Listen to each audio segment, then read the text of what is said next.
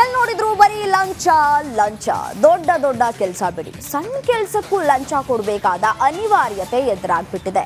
ಬಿಬಿಎಂಪಿಯ ಲಂಚಾವತಾರವನ್ನ ನಿಮ್ಮ ರಿಪಬ್ಲಿಕ್ ಕನ್ನಡ ಬಯಲು ಮಾಡ್ತಾ ಇದೆ. ಆ ಕುರಿತ ಒಂದು ರಿಪೋರ್ಟ್ ಇಲ್ಲಿದೆ ನೋಡಿ.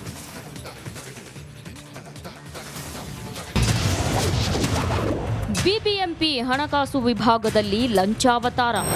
ಇದು ಮಾಡ್ಕೊಂಡೆ ಬೇಸ್ ಮಾಡ್ಕೊಡಿ ಸರ್, ಇರಲಿ 5 ಕೊಟ್ಟಿದ್ದೆ ಅಷ್ಟೇ, ಪಾಪ ಬೇರೆ ಮಾಡ್ಕೊಬಾರ್ದು. ಇಲ್ಲ ನಾನು ಅದೇ ನಿಮಗೆ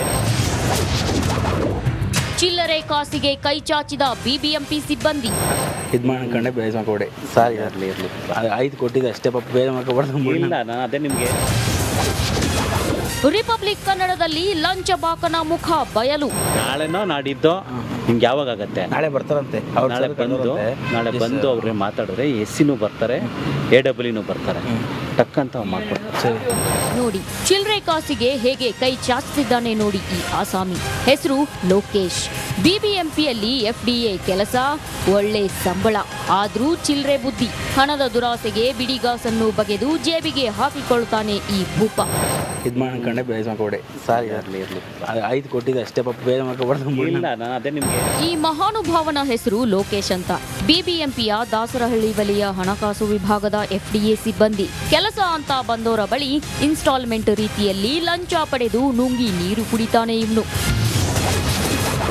ದೊಡ್ಡಬಿದರುಕಲ್ಲು ಘನತ್ಯಾಜ್ಯ ಸಂಸ್ಕರಣಾ ಘಟಕದಿಂದ ರೈತರಿಗೆ ಗೊಬ್ಬರದ ನೀರನ್ನ ನೀಡಲಾಗುತ್ತೆ. ಗೊಬ್ಬರದ ನೀರು ಸಾಗಾಣಿಕೆಗಾಗಿ ಬೃಂದಾವನ ಟ್ರಾನ್ಸ್ಪೋರ್ಟ್ಗೆ ಅಗ್ರಿಮೆಂಟ್ ಆಗಿದೆ.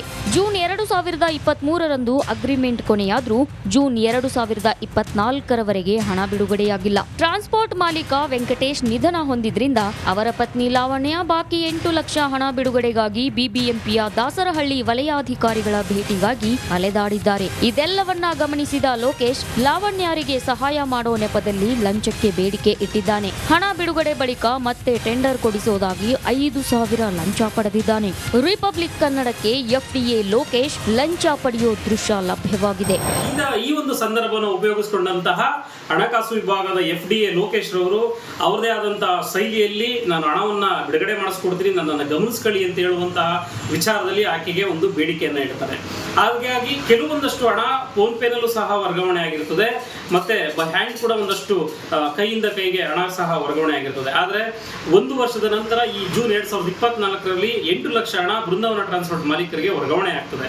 ಅದಾದ ನಂತರ ಮತ್ತೆ ಆ ಹಣದ ದಾಹ ತೀರದಂತಹ FDA ಲೋಕೇಶ ಮತ್ತೆ ಫೋನ್ ಮಾಡಿ ಲಾವಣ್ಯ ಅವರ ಅಸಿಸ್ಟೆಂಟ್ಗೆ ಫೋನ್ ಮಾಡಿ ಹಣವನ್ನ ಕೊಡಬೇಕು ಅಂತೇಳಿ ಬೇಡಿಕೆಯನ್ನು ಇಟ್ಟಾಗ, ಒಳ್ಳೆ ಕೆಲಸ, ಒಂದೊಳ್ಳೆ ಸಂಬಳ ಇದ್ರೂ ಹೀಗೆ ಚಿಲ್ಲರೆ ಕಾಸಿಗೆ ಕೈ ಚಾಚೋಕೆ ಅದ್ಹೇಗೆ ಮನಸ್ಸು ಬರುತ್ತೋ ಆ ದೇವನೇ ಬಲ್ಲ. ಇದು ಮಾಡ್ಕೊಂಡೆ ಬೇಸ್ ಮಾಡ್ಕೊಡಿ ಸರ್, ಇರಲಿ 5 ಕೊಟ್ಟಿದ್ದೆ ಅಷ್ಟೇ, ಪಾಪ ಬೇರೆ ಮಾಡ್ಕೊಬಾರ್ದು. ಇಲ್ಲ ನಾನು ಅದೇ ನಿಮಗೆ Dhruvaraj, metro bureau, republic Kannada.